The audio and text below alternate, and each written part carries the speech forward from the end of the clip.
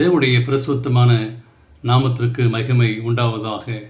இந்த காலவேளை உங்கள் அனைவரையும் ஆண்டவராகிய இயேசு கிறிஸ்துவின் இன்ப நாமத்தில் உங்களை அன்போடு வாழ்த்தி வரவேற்கிறேன்.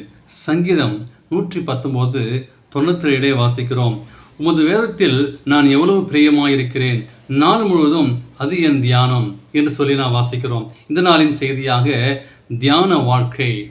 சங்கீதத்திலே நான் வாசிக்கிறோம் 1:2 கர்த்தருடைய வேதத்தில் பிரியமாயிருந்து இரவும் பகலும் தியானமாயிருக்கிற மனுஷன் வாக்கியவான் என்று சொல்லி அங்கே தாவீது எழுதுகிறார். தேவனுடைய பிள்ளைகள் அதிக நேரத்தை தியானிப்பதில் கழிப்பது மிக அவசியமாக இருக்கிறது. நாம் தேவனோடு பேசவும், தேவன் நம்மோடு பேசவும், வசனத்தின் மூலமாய் பேசவும் நமக்கு கொடுக்கப்பட்ட ஒரு மேலான ஒரு பாக்கியம். தியான வேளையிலே மிகவும் நமக்கு அது பயனுள்ளதாக இருக்கும். ஆனால் இன்று ஏறக்குறைய எல்லாருமே தியான நேரத்தை நீங்கள் நாளும் குறைத்து கொண்டிருக்கிறோம். அதிக நேரம் உலக பெருமான காரியத்திலே அல்லது உலக வேலைகளே நாம் ஈடுபடுகிறோம். வேலை பலுவின் காரணமாக ஒருவேளை இரவிலே நாம் கண் விழித்து வேலை செய்வதும் தியான வாழ்க்கைக்கு அது இடையூறாக இருக்கிறது. இன்றைக்கு பணம் தேவைப்படுகிறது. அதத்தால் பணத்திற்காக ஓடி ஓடி உழைத்து நம்முடைய நேரத்தை முழுவதுமாய் வேலைகளை நாம் செலுத்துகிறோம். தியானிக்கக்கூடிய தியான நேரம் மிகவும் குறைவாக இருக்கிறது. அது எந்த பணி செய்தாலும் சரி, ஆசிரியர் பணி செய்தாலும் சரி, மற்ற வேலை செய்தாலும் சரி, பலிவின் காரணமாக ஒருவேளை ஊழியமே செய்தாலும் சரி, ஆனால் ஊழியம் என்று சொல்லி ஊழியத்தில் போய்கொண்டிருந்தாலும் சரி, ஆனால் தேவனோடு இருக்கிற ஒரு ஊழியக்காரனுக்கும் தேவனுக்கும் இருக்கிற உறவு, நீங்கள் எந்த வேலை செய்தாலும் தேவனுக்கும் உங்களுக்கும் ஒரு நெருங்கிய உறவு இருக்க வேண்டும். இன்றைய சூழலை பார்க்கும்போது எல்லோருக்குமே தியானம் செய்வதற்கு நேரம் கிடைப்பதில்லை என்று கூறுகிறார்கள். ஆனால் வேலை பார்க்கும்போது அநேக பிள்ளைகள் இன்றைக்கு டிவிலையும் மெகா சீரியல் என்று சொல்லி பார்ப்பதற்கும் அதிக நேரத்தை என்ன செய்கிறார்கள். போதுமான நேரம் நாட்காலத்திற்கும் எல்லாருக்கும் கிடைக்க செய்கிறது. ஆனாலும் எப்படி ஒரு நாளைக்கு நாம் 3 முறை நாம் சாப்பிடுகிறோம், அதற்கு நேரத்தை ஒதுக்கிறோம்.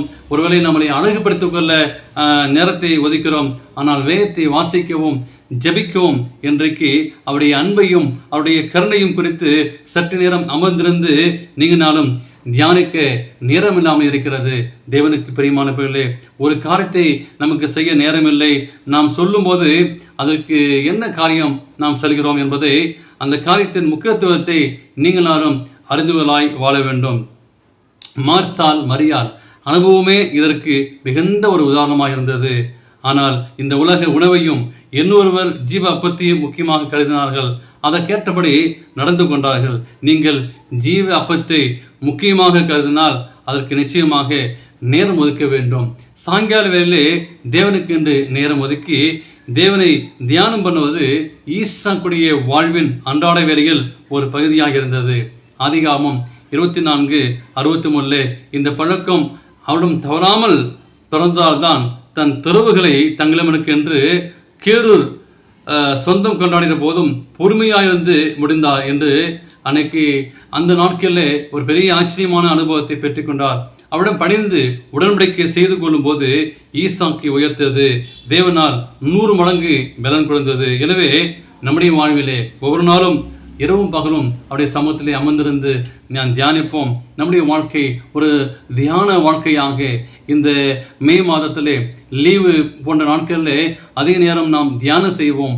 ஆண்டவரோடு சேர்ந்து ஒருமித்து வாழ்வோம். அப்படிப்பட்ட ஆசீர்வாதத்தை பெற்றுக்கொள்ள தேவன் கிருபை செய்வாராக. ஆமென்.